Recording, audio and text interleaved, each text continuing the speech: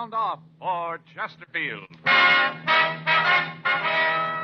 Chesterfield, the only cigarette in America to give you premium quality in both regular and king size, brings you Dragnet.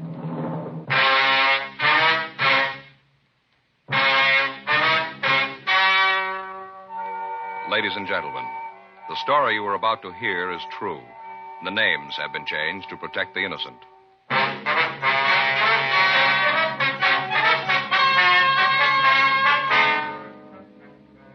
You're a detective sergeant. You're assigned to homicide detail. You get a call that the body of a man has been found in an alley. He has been strangled with his own necktie.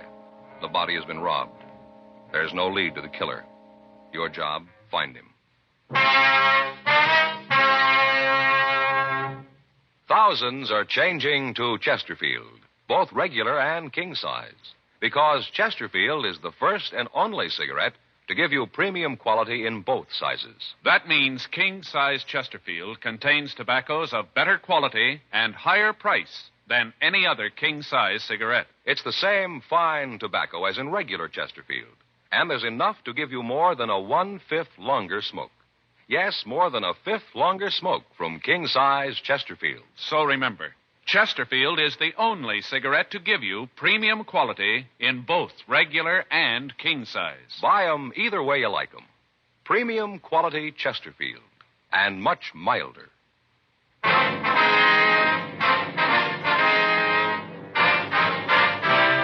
Dragnet, the documented drama of an actual crime. For the next 30 minutes, in cooperation with the Los Angeles Police Department, you will travel step by step on the side of the law through an actual case transcribed from official police files. From beginning to end, from crime to punishment, Dragnet is the story of your police force in action. It was Sunday, February 10th. It was cold in Los Angeles. We were working a day watch out of homicide. My partner's Frank Smith. The boss is Thad Brown, chief of detectives. My name's Friday. We'd gotten the call at 8:36 a.m., and it was 8:49 a.m. when we got to the corner of 18th and Winfield, the back alley. Must be it there. Yeah, there's Harper. Sergeant, back here. Hi, Friday, sir. Harper? Where is he? Back here. Who found him? The fellow gives his name as Alexander Jones. Where's he now? Al's got him out in the car. Figured you'd want to talk to him. Pretty bad off. Yeah. Must have had himself a real time last night. He's seeing things this morning. We picked him up just coming out of the alley. Stopped to talk to him. It looked like he was having a real rough time. Jones, huh? Yeah, probably not his real name. I've seen him around here before. There's the body. Strangled. Yeah, ambulance is here. Here's a slip. He was DOA. Yeah. See how the tie's pulled up out of the shirt? Looks like he was robbed. Pockets all turned inside out. You want to call the crime lab, Frank? Yeah. Found a couple of footprints over here in the gutter. Heel indentation looks pretty good. Yeah. Put this box over them.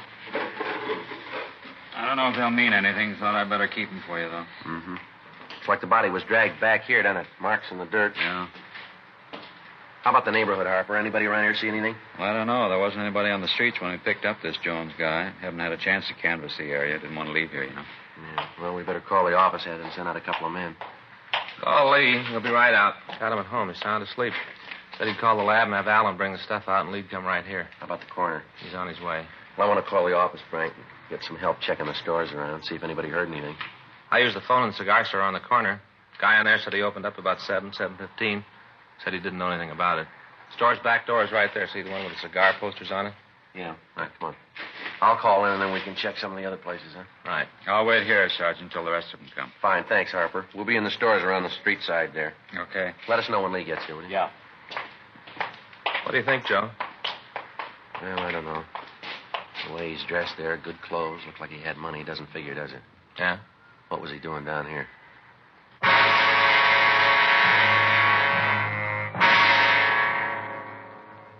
"9:12 a.m. I called the office, and 2 teams of men were sent out to help us canvass the area. Frank and I checked with the owner of a liquor store who was getting ready to open for business.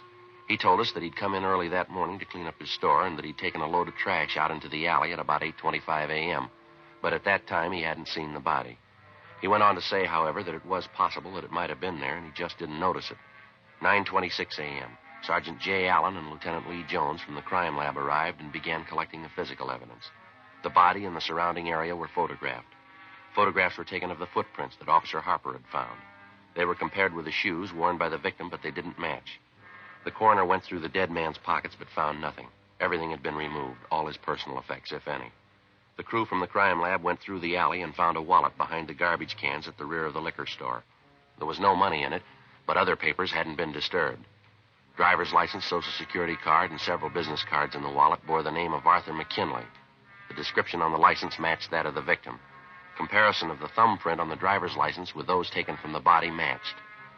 McKinley's home address was listed as 9722 Willetta Street in Hollywood. The coroner removed the body. 10:52 a.m., Frank and I talked to Alex Jones, the man who had been in the alley where the body had been found. We had him take everything out of his pockets. I don't know what you're talking about. I didn't kill anybody. We didn't say you did. All we want to know is what were you doing in that alley? I went there to get away. From what? People. They're no good. None of them. No good. You got a job? Yeah, I work.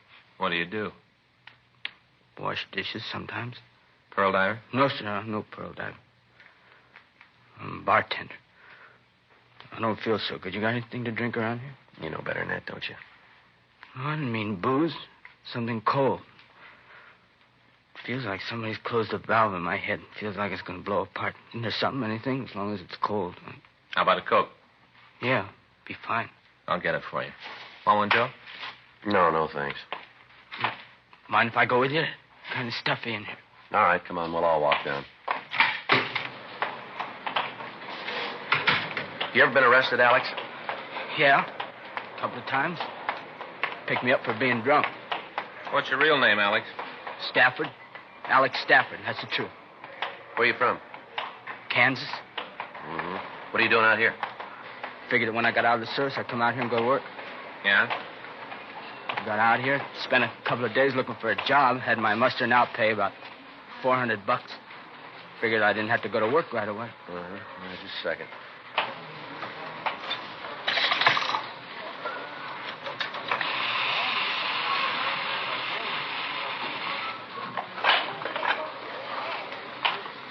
All right, here you go. Thanks. You want one, Frank? No, thanks. I want to check R&I and see if they finished the run on McKinley yet.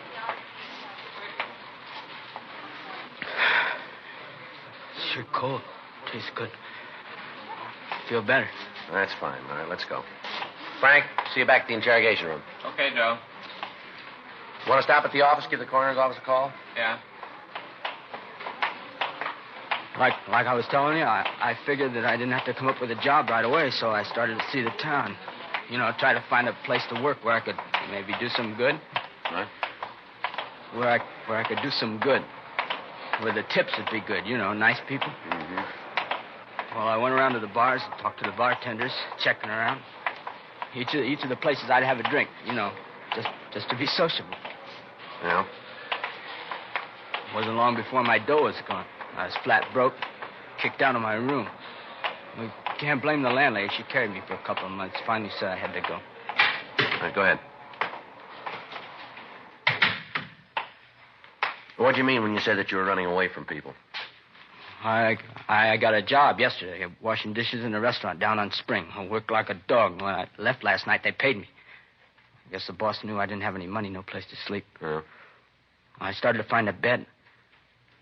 And then I got to thinking that a drink might make me sleep better. So I stopped at a bar and had a couple. I had a couple more. I guess I fell asleep. Yeah? And anyway, I went into the alley. That one where you found the dead man, and I sat down and I went to sleep again. When I woke up, I was walking out when a cop in a car stopped me. Mm-hmm. Look, I didn't know the man was in there. Honest, I didn't. Now, you gotta believe me, because somebody's gotta believe me. I didn't know he was there. Anything? Not on McKinley. Found Alex, reckon. Yeah. Like you said, a couple of drunk arrests, that's all. I told you. Didn't I tell you that, huh? I got nothing to hide. I didn't even know the man was there. All right, take it easy. Anything from the coroner? Yeah, Joe, I called. Fixes the time of death at about 11:30 last night. Body hasn't been posted yet. All right. You prove where you were at 11:30 last night, can you, Alex? I don't know. I was someplace. Yeah, we know that, but where? Well, I got to think. 11:30. I was still working. I was washing dishes in the place over on Spring. You can prove that, can you? Yeah, sure. The boss, he'll tell you. He saw me. I didn't leave until 12. That's when I left the place. 12 o'clock. He'll tell you. 12 midnight. All right, Alex. Can I go now? Well, we got to put in a call first. Maybe it might be better if we held you over a little while. Why? I haven't done anything. Well, it's against the law to be drunk on the streets. You know that, Alex. Yeah, I guess I do. You're going to put me in jail? No, we're going to have to book you. The judge will decide where you're going to go. Probably be the county work farm.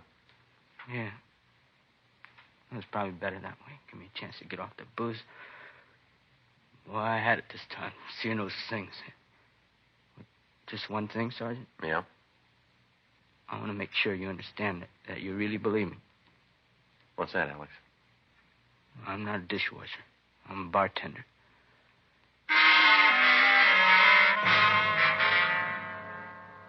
$12:18 p.m. We had Alex Stafford booked at the main jail on a charge of violation of 4127 LAMC, drunk. We called the place where he'd been employed and found that he'd been telling the truth about the time he had left the restaurant on Spring Street. 1:36 p.m. We drove out to McKinley's home in Hollywood. It was a small stucco cottage set into the side of a hill. In front of the house, there was a boy's bicycle and a smaller child's wagon. Frank rang the bell, and we waited. Yes? Miss McKinley? Yes, that's right. What do you want? Police officers, ma'am. We'd like to talk to you. It's about Arthur, isn't it? Isn't it? It might be better if we talked inside, Mrs. McKinley. All right. Come on in. You have to excuse the way the house looks. I haven't felt like cleaning it up. I've been so worried about Arthur. That's quite all right, ma'am. Now, what is it you want to tell me about him? He's dead, isn't he? You don't have to lie about it. I know he's dead. I spent the whole night thinking about it. You can probably tell I haven't gotten any sleep. I don't want you to lie about it. I want the truth. Arthur's dead, isn't he? Yes, ma'am, he is. I'll have to sit down. Was something we can get for you, Miss McKinley? Water, something like that? No. Nothing. Why do you say you knew your husband was dead, ma'am? I just knew it, that's all. I can't tell you how. I can't put it into words, but I just knew it, that's all. When he called last night, I knew. What time was that, ma'am? About 6:30. Said he was just leaving the shop and that he was on his way home. It was his birthday. He's going to stop and get some beer and a couple of bottles of bourbon. Mm-hmm. We're having some people in. He said he was going to stop for some things. Then he said he'd be right home. Yes, ma'am. And the children waited up for him till 10 o'clock. That's way past their bedtime. I let them wait up. They had some presents they wanted to give their father. Arthur Jr. had made a wallet and handcraft class at school, all tooled and carved and everything. It's on the table there. Mm-hmm. Little girl got him an ashtray. She picked it out by herself. It's on the table, too. Guess maybe you'll never get it now. I wonder if we could call your family doctor, ma'am. You don't look like you're well. No. I just can't believe it yet. But I know it's true. That's funny, isn't it? I know it's true, but I don't believe it. I know it's true, and I don't believe it. How did it happen? Was it an accident in the car? No, ma'am. He was murdered. Arthur. Arthur, he was murdered? That's right, Miss McKinley. Miss McKinley. There's no Mr. McKinley anymore. He was murdered. I think maybe you better let us call a doctor for you, ma'am. Get you something. No, there's nothing a doctor can do. Nothing anybody can do. Nothing. Who did it, you know? You know who killed him? No, ma'am, we don't. Not yet. You said your husband called you from the shop, ma'am. What shop would that be? It's the florist shop. Our shop. We owned it. He called me from there about 6:30 and said he'd be home. That he was going to stop for some things and then he'd be home. But he wasn't. I knew it. I knew it all night. I thought of what I'd say, what I'd do, how I'd feel, but now none of it fits. None of it seems to matter. Nothing matters much. Nothing. He said he was coming right home. Who's your family doctor, ma'am? What'd you say? Your family doctor, ma'am. Who is he? Dr. Simpkins in Hollywood. Dr. Simpkins, Hollywood, 27083. Want to call him? Yeah. He said he was going to pick up a few things and come right home. My husband, Arthur McKinley. You know that, do you? Ma'am? There is no Mr. McKinley anymore, is there?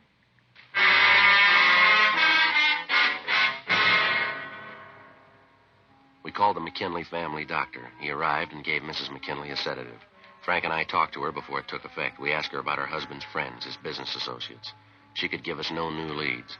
She told us that her husband usually brought the weekend receipts from the store home with him on Sunday night so that he could make out the deposit slip for the bank.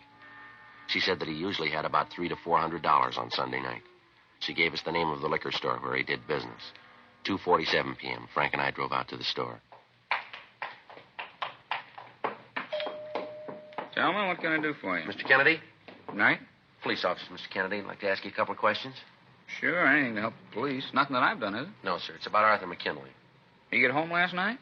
Wife called, seemed pretty upset. Nothing wrong, is there? Was Mr. McKinley in here last night, sir? Yeah, he was. Let's see, I guess it's about 6:45. Come in, got a case of beer, a couple of bottles of bourbon. Uh-huh. Was there anybody with him when he came in? No, there wasn't. Did he seem all right to you when he was here? What do you mean? Well, was he in good spirits? Did he act like anything was wrong? No, of course that don't mean anything. Sir? Well, even if there was anything wrong with Arthur, you'd never know it. Always laughing, always had a joke. He had a great one last night, real funny. Yeah? He told the one about the two musicians that were walking down the railroad track, and one of them said to the other, "Boy, this is the longest stairway I ever been down." Well, yes, sir. And then the other musician said, "I don't mind that, but these low banisters are killing me." Low banisters. Say, what's this all about anyway? Something happened to Arthur? He's been murdered, Mr. Kennedy. Arthur? Arthur McKinley? You sure? Yes, sir. We're sure. How about that? Only last night I saw him laughing away. He was killed. You know who did it? No, sir, not yet. How about that? Bet his wife's pretty upset. Do you know anyone who might want to kill him? No, not Arthur. Anybody in the neighborhood he had quarrels with? Any disagreements? No, not I can think of. Well, has there been anybody new, anybody you don't know hanging around the neighborhood lately? Anybody who could have known about McKinley's carrying that money around with him? Well, let me think. Yeah, come to think about it, there is a fella.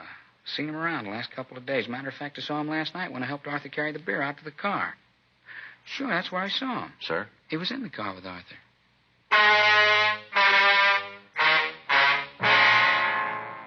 February 10th, 3:50 p.m. We continued to question John Kennedy. He told us that when Arthur McKinley had left the liquor store, he'd carried a case of beer out to the car for him. Kennedy said there was a man waiting in the car. The liquor store owner told us that he had seen the man in the neighborhood on several previous occasions, that the man had talked to most of the shopkeepers in the vicinity asking for odd jobs. Kennedy went on to say that he had hired him himself once to wash the front windows of the store. He gave us a complete description, and Frank called it into the office. A local and an APB were gotten out on him. Kennedy was unable to give us his name or tell us where the suspect might live. He agreed to go downtown to the city hall and look through the mug books for us. He called his brother down to take charge of the store, and as soon as he arrived, Kennedy was taken down to the office. 5:17 p.m. We drove back to the McKinley home. Mrs. McKinley had recovered from the initial shock of finding out that her husband was dead. We asked her if she knew where her husband's car was, and she told us that as far as she knew, he had driven it the night before, and that she hadn't seen it since. She gave us the description and license number, and we called it into the office. A broadcast was gotten out on it. We asked Mrs. McKinley to go with us to her husband's store, and she agreed. On a table in back of the store, we found 2 empty beer bottles and a couple of glasses. Leighton Prince was called, and they came out and lifted 2 sets of fingerprints from the bottles and the glasses. Crime Lab came out and photographed the place. There was no sign of a struggle, but there was evidence that there had been a party there the night before. We drove Mrs. McKinley back to her home, and at 8:13 p.m., Frank and I checked back into the city hall. Long day, huh, Joe? Yeah, I'm getting a little tired. What do you want to eat tonight? Doesn't make any difference. Go ahead. Right. I get it. Homicide, Friday. Yeah, Dean. Mm-hmm. They did, huh? Who? Oh, let me get that. Yeah, I got it. Okay, thanks, Dean. Yeah, you bet. Good night. It was Bergman. They made the prints on that bottle and glass. Yeah? A fellow named Fred Gerard. Did time for armed robbery.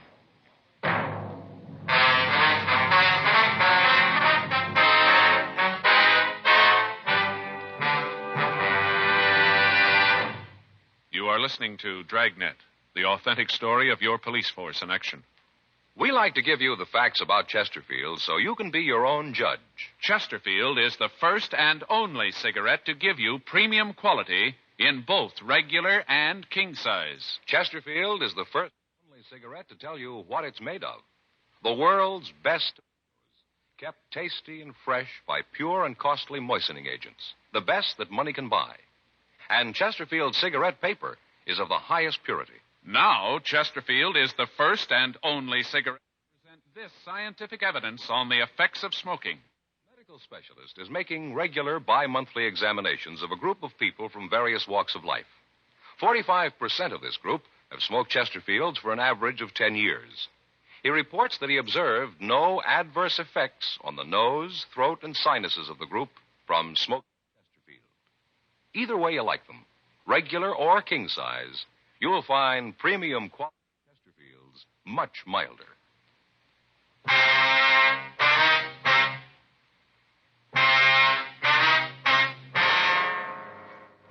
February 10th, 8:30 p.m. Frank and I pulled a package on Fred Gerard. He'd been arrested in 1942 on a charge of violation of 211 PC. He'd been convicted for 5 years in the penitentiary at San Quentin. Checked back with John Kennedy, the man who had seen Arthur McKinley leave the liquor store in the company of the man we figured to be the murderer. When we entered the mug room, he was talking to Sergeants Joe LaMonica and Danny Galindo. He told us that so far he had been unable to identify the man he had seen with McKinley. We showed him a mug shot of Gerard, and he positively identified it. He went on to say that as far as he was concerned, there could be no mistake, and that as far as he knew, Gerard was the last man seen with the victim before his death. McKinley's car had been found 2 blocks from the alley where we'd found the body. In the back of it, the officers found the remainder of the case of the 2 bottles of bourbon. Leighton Prince went out and dusted the car. Came up with 1 good set of prints other than the victim's. When these were checked, it was found that they matched the file copies of Gerard's fingerprints. 9:46 p.m. We drove out to the address listed in Gerard's package. His landlady showed us to his room. It was evident that he hadn't been in it the night before. Frank and I waited for him to return. 10 p.m. 11. 11:30. What are you doing here? You Fred Gerard? Yeah, that's right. Who are you? Police officers. Oh, cops. What do you want with me? You know a man named Arthur McKinley? Why? You know him? Yeah. Oh, anything wrong with that? When'd you see him last? Last night. Where? At his store. I came by about 6:15. We talked for a while, and then he closed the store. He said he had to get home for a birthday party, something like that. We went to Kennedy's to get some beer, and then he went back to the store. I iced a couple, and then I left. What time was that? Well, I guess about 8:30 or so. I had to meet a guy out in Santa Monica, so I left. McKinley at his store? Yeah, that's right.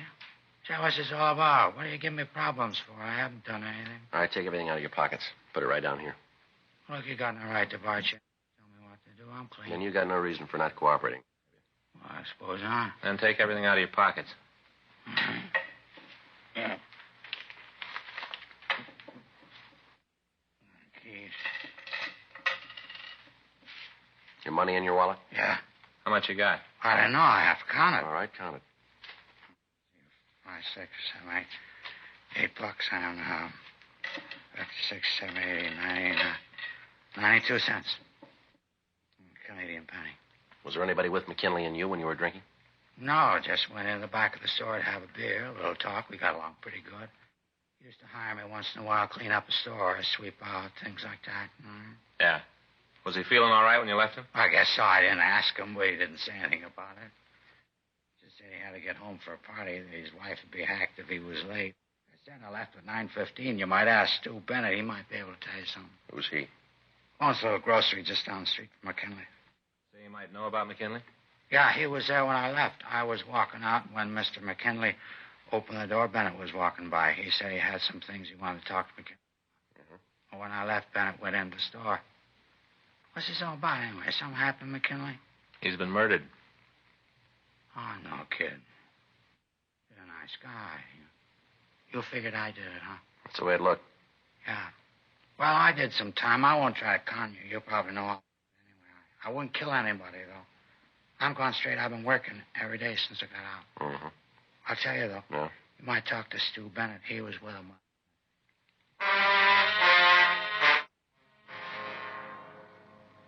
Fred Gerard has a complete description of Stuart Bennett. We called the name into R&I, but he had no record. We checked Bennett's store and found a card on the front door that gave his home address. Frank and I drove to his house. He lived in a new apartment development in the southwest section of town. Monday morning, 12:47 a.m. We rang the bell to his apartment. He's probably asleep. Yeah.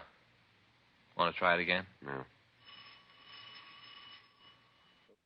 Like to talk to you. Just a minute.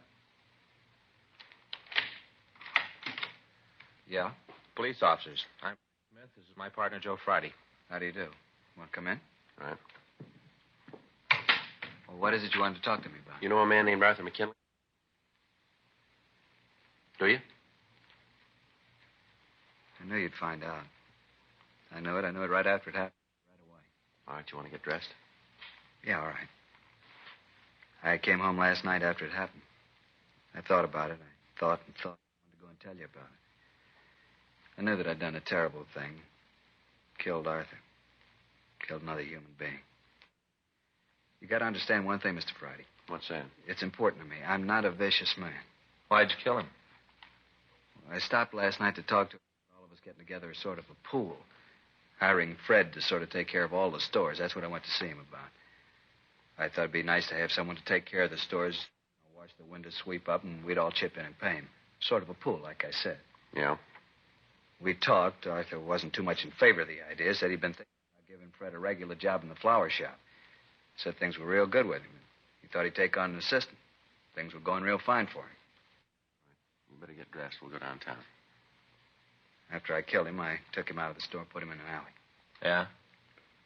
Now, I wanted to come and tell you about it. I went down to City Hall. I walked up the stairs on Spring Street. You know the big ones? Yeah. I was going to give myself up. I wanted to tell you about it. And then when I got there, the doors were closed. The sign said to use the Main Street entrance. I sat down on the stairs. Sat there for a long time. I thought about telling somebody about what I'd done. And then I walked around by the police department. On the walk, it goes around.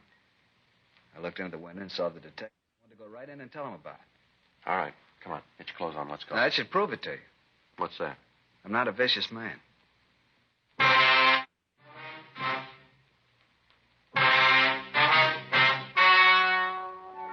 The story you have just heard was true. The names were changed to protect the innocent. On June 5th, trial was held in Department 97, Superior Court of the State of California, in and for the County of Los Angeles. The results of that trial. Now, here is our star, Jack Webb. Thank you, George Fenneman. Friends, remember now, Chesterfield is first to present scientific evidence on the effects of smoking. A medical specialist is making regular bi-monthly examinations of a group of people from various walks of life. 45% of the group have smoked Chesterfields for an average of 10 years. He reports that he observed no adverse effects on the nose, throat, and sinuses of the group from smoking Chesterfield.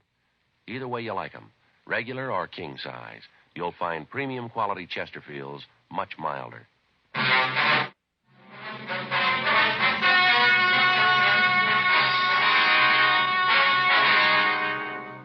Stuart Carlisle was tried and found guilty of murder in the first degree.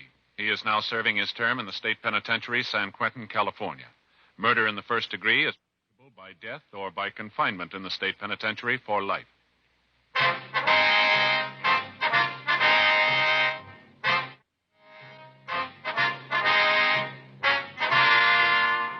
You have just heard Dragnet, a series of authentic cases from official. Technical advice comes from the Office of Chief of Police W.H. Parker, Los Angeles Police Department. Technical advisors, Jack Donahoe, Sergeant Marty Wynn, Sergeant Vance Brasher.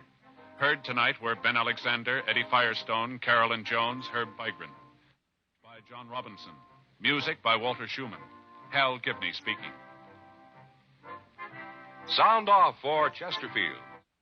Either way you like them, regular or king size, you'll find premium quality Chesterfields much milder. Chesterfield has brought you Dragnet, transcribed from Los Angeles.